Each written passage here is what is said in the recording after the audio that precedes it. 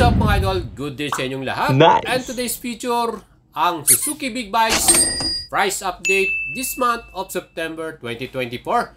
Again, ibahatid natin sa inyo ang updated na installment, down payment, monthly, at ano ba ang mga requirements. Kung kayo po ay gustong maglabas ng Suzuki Big Bikes, ano pang hintayin nyo mga idols? Mag-send message lang kayo sa ating Facebook page, Boy Salabaria, and we will assist you mga idol. First model, GSX-S 1000GX, newest 2024 model with SRP 969,000 pesos. And pagkas nyo bibili niyan, may additional pa yan na 3 years LTO, 4,500. And this newest model from Suzuki Big Bikes ay available na ngayon sa mga store. Kung gusto natin ito, on hand na po ang unit. Well, pagdating sa kanyang specs, meron tong total displacement 999cc, inline 4, at meron niyang 16 valves. Max power nito 150.2 HP at maximum torque 106 Nm. With 6-speed transmission, equipped ito ng assisted slipper clutch and quick shifter. And ang solid din ang kanyang suspension, electronically adjustable yan. Front, napakaganda, no? Well, para sa stopping power, naka Brembo caliper to, 4 piston, at yan din po ay naka Nissin caliper naman sa likuran. Equipped to ng dual channel ABS with traction control. Ang size ng gulong nito sa front, 120/70/17. Sa likuran naman, 190/50/17. Parehong tubeless yan. Well, para naman sa ating upuan, mayroon itong seat height 845mm. And pagdating naman po sa kanyang tangke mga idols, may total tong capacity 19 liters. Ang kanyang wheelbase, 1,470mm ang sukat. At ang total weight nito ay meron namang 232 kilograms. Mga idol, full color TFT display ang kanyang panel. At yan may phone connection na rin. Plus yung kanyang lahat ng ilaw, all LED yan. Ang ganda, di ba? So kung kayo po ay gusto ng ganitong klaseng motor, crossover na to, no? At 1000cc, 4-cylinder, perfect sa itong GSX-S 1000GX. Brand new model 2024. Next naman, kung gusto nyo naman yung adventure touring bikes, 1000cc din, Bistrom 1050 DE, SRP 939,000, 3 years LTO 4,500. Ang ating installment naman, down payment 204,300, 3 years 37K, at 4 years 31,407. With top features, equipped to ng bidirectional quick shift system. Meron din itong equipped na cruise control, dual channel anti-lock braking system, traction control system, at meron din itong ride-by-wire mga idol. And ride mode selector na may gravel mode, plus yung kanyang rear ABS pwede nating i-turn off. At syempre pa, meron itong easy start by Suzuki system. Mga idols, meron din siyang low RPM assist kaya talagang solid, ano. Fully adjustable ang kanyang inverted front suspension. And pagdating sa kanyang rear suspension, yan ang po yung naka-link type, coil spring, oil dump. Adjustable din yan. Yan mga idol, ang remote control yan. At itong stopping power natin, Tokiko ang kanilang ginamit na caliper, dual disc sa front with ABS, and single disc naman sa rear with ABS din. Well, sa dimension naman, ang wheelbase nito 1,595mm, ground clearance ito 190mm, mataas ano, at total weight nito 252 kilograms. Ang seat height ito ay may total naman na 880mm mga idol, kaya medyo kataasan to. Fuel tank nito ay 20 liters, at ang kagandahan dyan mga idols, etong ating mga ilaw LED ang ginamit nila dyan. Next model naman, ang mas mababang na displacement, Bistrom 650 XT.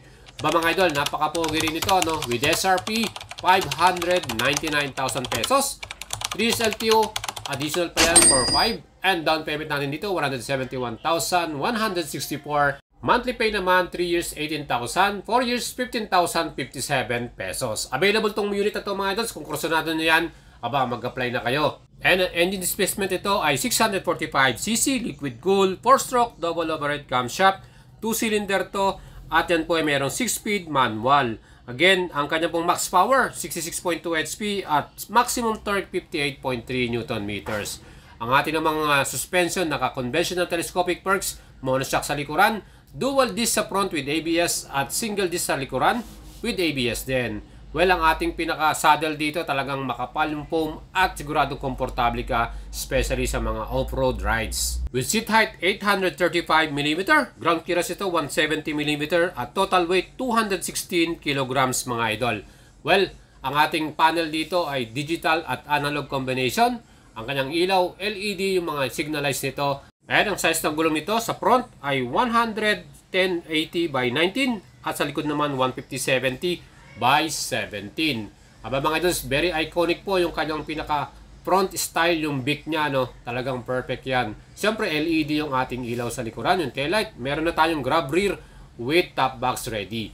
Next model naman ang GSX-S 1000 Sports Naked Big Bike Inline 4 with SRP 755,000 pesos. Additional pa 3 years LTO for 5. Down payment 213,112.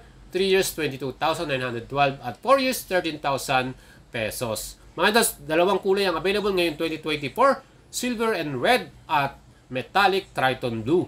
Ang astig ng pormahan ng kanyang front headlight mga idol, yan po ay naka-projector lamp, LED lights, lahat ang ginamit dito. Ayan yung kanyang pinaka-engine, yan po subok na yan, 999cc, inline 4, 16 valves with max power 150 HP at maximum torque 105.8 Nm.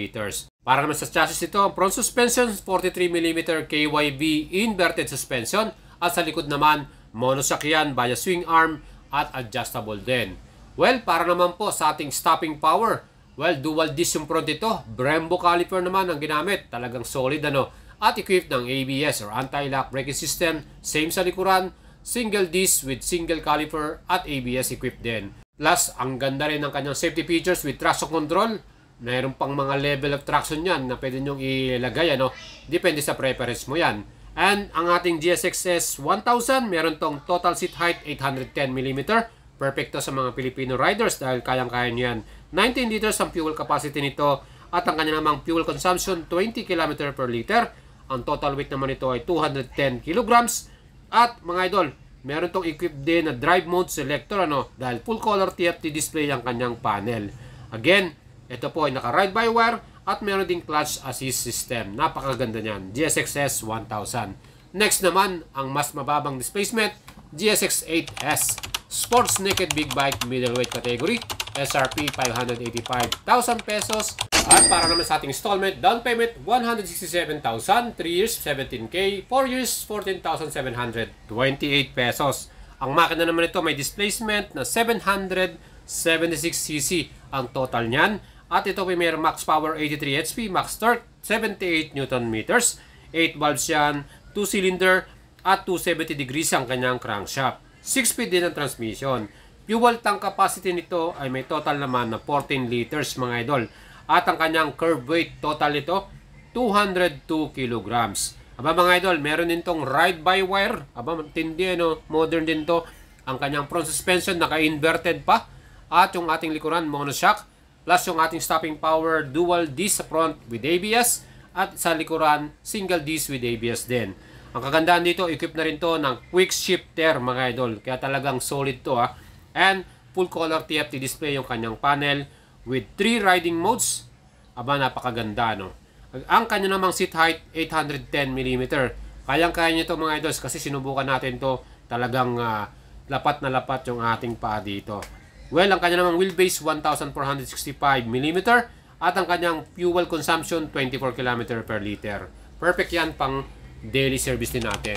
And next model, GSX-R 1000, SRP 1,099,000, 3 years LTO for 5, additional yan. Down payment 219,800 at 4 years 27,290. Eto, ang ganda ng sound ng exhaust ito, no? Talagang screaming yan. 4-cylinder to ang kanyang makina. At yan po ay may total displacement 999.8cc, inline 4, 16 valves. Yan po ay double overhead camshaft at naka-BBT engine with 6-speed transmission. Ang kanyang total max power 199 HP, max torque 117 Nm. Plus suspension, inverted ang pinaka-front at monoshock naman via swing arm sa likuran. Well, sa ating stopping power, dual disc sa front and single disc sa likuran with ABS at equipped din ng traction control. Ang seat height ito 825mm, fuel tank capacity 16 liters at fuel consumption 16 km per liter. Matindi rin ito mga idol sa mga high speed at top acceleration, ano? Siyempre pa, Suzuki yan, made in Japan, kaya talagang quality. At ang mga ilaw nito lahat, all LED ang ginamit dyan at naka-LCD meters panel din ito. And next model naman natin, GSX-8R, ang sports bike middleweight category. Eto, maporma din to mga idols ha. Meron tayong color black dito at yan po inilaunch sa Makina Moto Show last time pa. At available na rin ang mga unit ito. Meron itong total displacement, 776cc rin to, 2-cylinder, 8 valves, liquid cool, 6-speed transmission. Aba mga idol, may seat height to na 810mm, kaya perfect din to sa mga Filipino riders, kayang-kaya niyan. Ang size ng gulong to parehong 17-inch, 180/55/17 sa likuran at 120/70/17 sa harapan. Full color TFT na rin yung kanyang pinaka-panel display mga idol. Kaya talagang modern na to. Naka-ride by wire nito, meron din itong riding modes at power modes. Ang kagandahan din dito mga idols, 41mm Showa brand yung kanyang front suspension. Inverted yan at talagang quality ang ating bounce dyan. Dual disc sa front brake, 4-piston, Nissin yung ginamit nila with equipped na anti-lock braking system. Fuel capacity nito ay 14 liters mga idol. Marami na rin tayo may kakargang gas at ang kanya naman total weight 205 kilograms. Aba mga idol, hindi lang to basta maporma. Equipped din ito ng sleeper clutch, dual channel ABS, traction control, at meron na rin siyang equipped na quick shifter. Talagang loaded tong bagong motor na to ng Suzuki Big Bikes. Made in Japan yan, SRP 679,000 pesos. Pwede nyo nang ma-order ito mga idol sa kung kursunado nyo to. Aba, pwede na kayo mag-send ng message sa ating Facebook page. Next naman ang Bistrom 800DE. Aba mga idol, 776cc ang displacement, 2-cylinder, 270 degrees crank ang kanyang engine, double overhead camshaft, at yan po ay may 6-speed, equipped ng sleeper clutch, at meron din siyang quick shifter. Talagang tinodo na ng Suzuki Big Bikes mga idol. Meron din tong riding modes, 3 modes yan mga idol sa pagpipilian natin. Naka-ride by wire din to with traction control. Aba, napaka-solid ng safety nito. Seat height ito, 855mm, medyo may kataasan dyan talaga. At full color din ang ating TFT display. Dual channel ABS to, switchable pa dahil ito po ay off-road ready. SRP nito 699,000, down payment 197,197, 4 years 17,404. And available itong mga units sa mga idols. Meron din silang color yellow nito, color black at color blue. Next naman ang nag-iisang scooter na big bike ng Suzuki Burgman 400 with total displacement 399cc, single cylinder, double overhead camshaft, 4 valves. At ito po ay equipped din ng CVT transmission. Meron siyang dual channel ABS at traction control para sa ating safety features. Ang kanyang total weight 215 kilograms at ang kanya naman pong pinaka-stopping power dual disc sa front at fuel capacity nito 13.5 liters ang may kakarga nating gas dito. Mados, meron din siyang compartment. Talagang may lalagay natin yung mga gamit natin dyan. Ang presyo naman ito, 529,000 pesos. And financing naman, down payment, 153,070 pesos. 4 years to pay, 14,000 pesos. Ang color na available to, meron tayong gray, black, at silver. Ang kursunado niyan mga idol, available yan at pwede na kayong mag-send message sa ating Facebook page. Yan po yung mga available model ng Suzuki Big Bikes this month of September. Again mga idol, yan po ay made in Japan kaya talagang quality, maaasahan nyo, reliable at syempre pa pag tayo ay magbalak na ibenta to, resale value mataas pa rin yan.